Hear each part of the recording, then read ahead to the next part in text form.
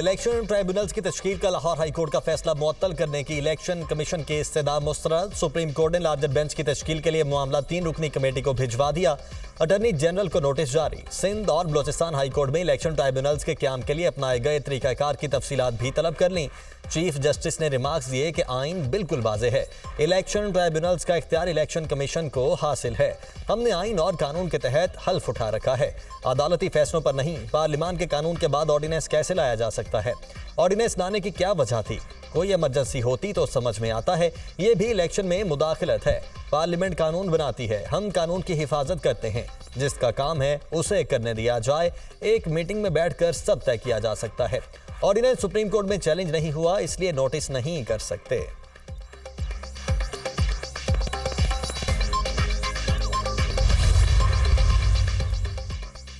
क्या पाकिस्तान में हर चीज को मुतनाज़ा बनाना लाजिम है? इंतखाबात की तारीख पर भी सदर मुमलिकत और इलेक्शन कमीशन में तनाज़ा था। क्या चीफ इलेक्शन कमिश्नर और चीफ जस्टिस हाई कोर्ट एक दूसरे से मुलाकात नहीं कर सकते? बैठकर बात करते तो किसी नतीजे पर पहुंच जाते। चीफ जस्टिस काजी फाइज ईसा के रिमार्क्स। कहा, यहाँ पार्लियामेंटेरियन एक दूसरे को एहतराम नहीं देते। इलेक्शन कमीशन को काबिल एहतराम क्यों नहीं कहते? पहले भी लाहौर हाई कोर्ट ने पूरा इंतखाबी अमल रोक दिया था। क्या इलेक्शन कमीशन को ही खत्म कर दें? आप अपना काम करें, दूसरे को अपना काम करने दें। चीफ जस्टिस का वकील सलमान अकरम राजा से मुकालमा। जस्टिस नईम अख्तर अफगान ने कहा, खैबर पख्तूनख्वा में इलेक्शन ट्रिब्यूनल्स इलेक्शन कमीशन ने कायम किए। लाहौर हाई कोर्ट के अलावा कहीं तनाज़ा नहीं हुआ।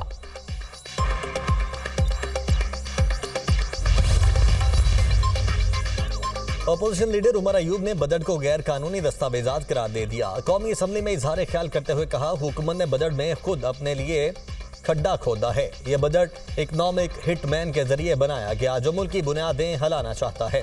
यह बजट अवाम दुश्मन और पाकिस्तान के मुस्तकबिल के खिलाफ है। IMF ने साफ बताया कि दूसरे स्टेक होल्डर से बात करें।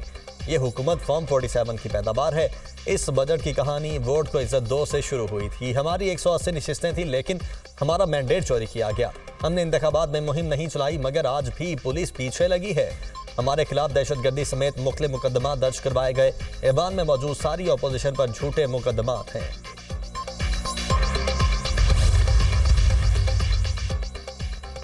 चीन का आला सतह का वफ्द आज पाकिस्तान पहुंच रहा है। 22 जून तक ये दौरा जारी रहेगा। CPEC से मुतालिक मुश्तरका मीटिंग होगी। CPEC को आगे बढ़ाने से मुतालिक बात होगी। चीनी वफ्द अस्करी क़यादत से भी मुलाकात करेगा।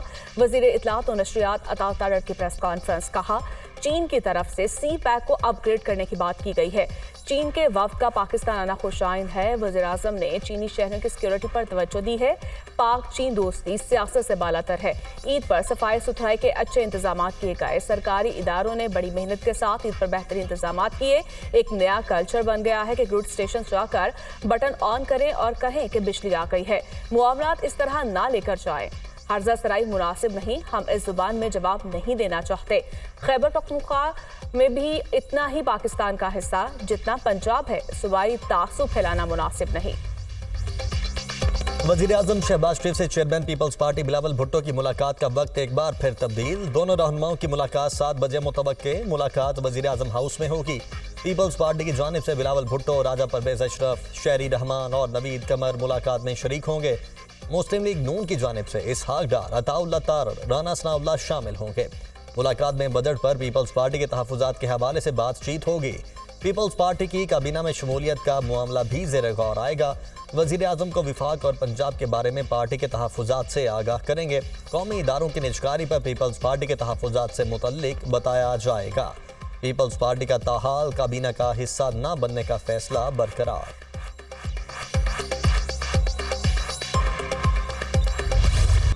पाकिस्तान स्टॉक मार्केट में रिकॉर्ड तेजी। तारीख में पहली बार 78,000 पॉइंट्स की सतह अबूर कर ली। इंडेक्स में 2,094 पॉइंट्स का इजाफा। 100 इंडेक्स 78,801 पॉइंट्स पर बंद हुआ। इंटरबैंक में डॉलर 10 पैसे इजाफे से 278 रुपये 60 पैसे पर बंद। फी तोला सोना 2,43,300 रुपये पर मुस्तहकम है।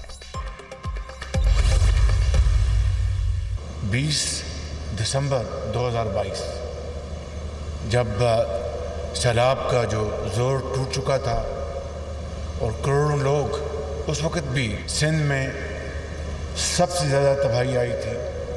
उसके बाद KP में और उसके बाद पंजाब के 1.5-2 अजला में पूरी दुनिया से और दोस्त ममालिक से, बरादर ममालिक से बड़ी इमदाद आई। लेकिन हकीकत यह है कि पाकिस्तान को माशी तौर पर 30 अरब डॉलर का नुकसान हुआ। पाकिस्तान को 2022 के सैलाब से 30 अरब डॉलर का नुकसान हुआ। NDMA ने सैलाब के दौरान बहुत अहम किरदार अदा किया। सूबा और विफाक की मुश्तरका काविशों से मुतासरीन की बहाली को यकीनी बनाया। वज़ीर आज़म शहबाज शरीफ का तकरीब से खिताब, कहा सैलाब के बायस सिंध और खैबर पख्तूनख्वा में ज़्यादा नुकसानात हुए। सैलाब के बाद चेयरमैन NDMA ने इकदामात पर मौसर अमल दरामद किया। NDMA की तरह हुकूमत के दीगर इदारों ने भी काम करना है। NDMA का वज़ा करदा निज़ाम दीगर शोबों के लिए भी रोल मॉडल है। हुकूमत NDMA के तमाम मुमकिन वसाइल फ्राहम करेगी।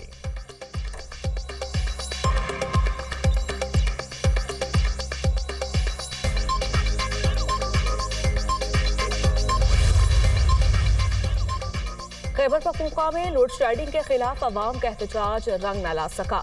वज़ीर आला अली अमीन गंडापुर के वफाक को धमकियां बेकाम न आई। 12 घंटे तक की लोड शेडिंग के ऐलान पर अमल न हो सका।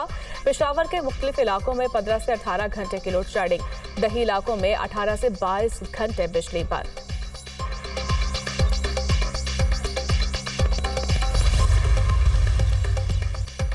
पेशावर में एक बार फिर मुजाहिरीन रहमान बाबा ग्रिड स्टेशन में दाखिल, जबरदस्ती 4 फीडर्स चालू करवा दिए। तर्जुमान पेस्को का कहना है कि MPA फजल इलाही के उकसाने पर मुश्तिल मुजाहिरीन ग्रिड स्टेशन में दाखिल हुए। जबरदस्ती हजार खानी 1, हजार खानी 2, यकातूत और खूनाबाद फीडर्स ऑन करवाए गए। इन फीडर्स पर बिजली चोरी और वाजिबात की अदम अदायगी से लॉसेज 80% से जायद हैं। मुजाहिरीन की जानिब से बेजा अमल दखल से पेस्को सारिफीन बुरी तरह मुतासिर हो रहे हैं।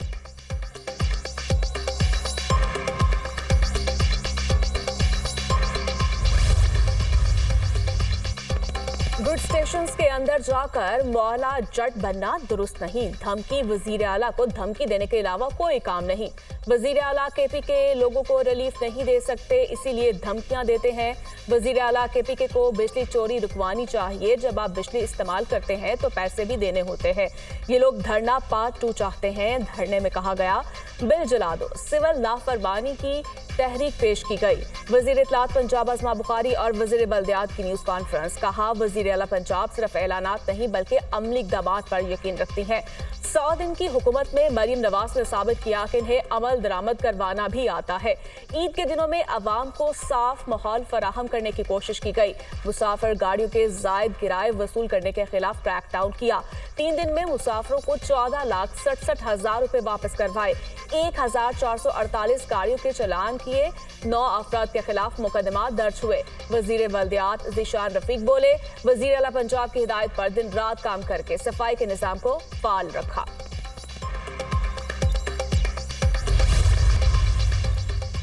और लाहौर समेत सूबे के दीगर इलाकों में बाराने रहमत, मौसम खुशगवार। पेशावर में भी बादल बरसने से पारा नीचे आ गया। सिंध में गर्मी का राज बरकरार। दादू में पारा 43, मौजूदोड़ों में 44, सक्खर में 42 सेंटीग्रेड को छू गया।